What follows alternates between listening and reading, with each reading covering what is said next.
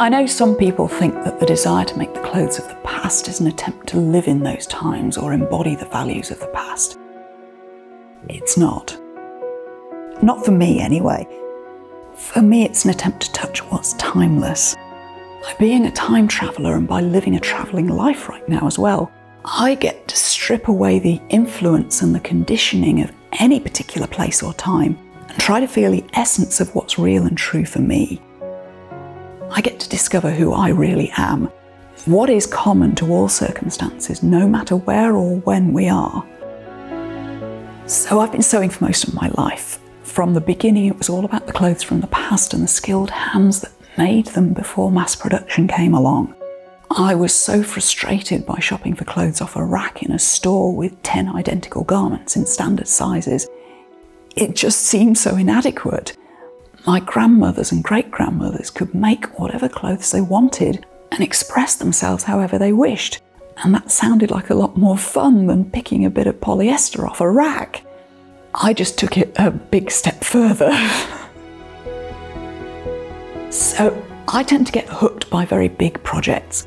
I will fall in love with something beautiful in a glass case in a museum, some exquisitely made piece of clothing with so much love and skill and dedication in it. And I'll get obsessed. How was that done? Can I figure it out? Can I recreate it stitch by stitch and allow that extraordinary work of art to come to life and tell its story so that we can appreciate it as it turns and moves on a body again?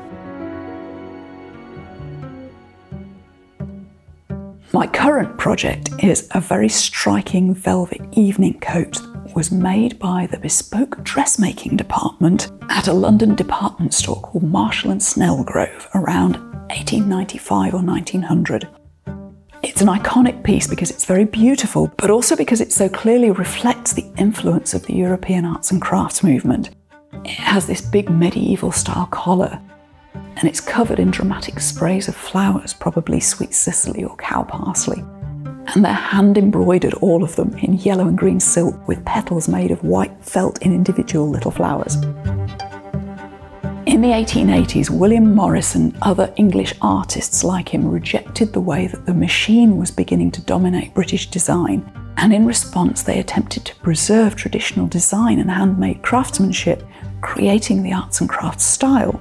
It was very much the precursor of the handmade movement of today. Wild flowers were very popular motifs, and they evoked the simplicity and the charm of English country life, which was vanishing in the face of urbanisation and industrial revolution. I mean cottagecore, anybody?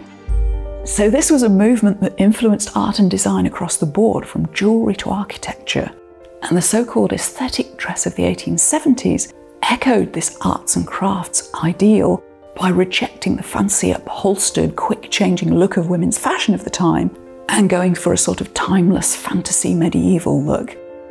So this coat is not true aesthetic dress, it's a little bit later, but it does reflect the way that some of the decorative features of the radical aesthetic style were being picked up in mainstream fashion by the 1890s. This work requires me to slow right down. There's no instant gratification here. Doing this sort of project takes a long time. It's pretty radical to go slowly and carefully on social media in 2023.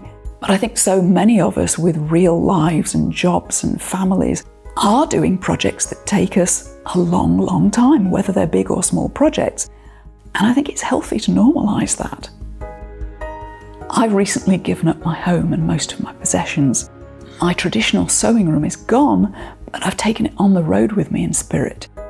And I now have 2 embroidery frames, one on each side of the Atlantic, and a travelling sewing kit. It's unconventional, but there's a freedom in it that I really love. But there's something else too. Who am I? Why am I here?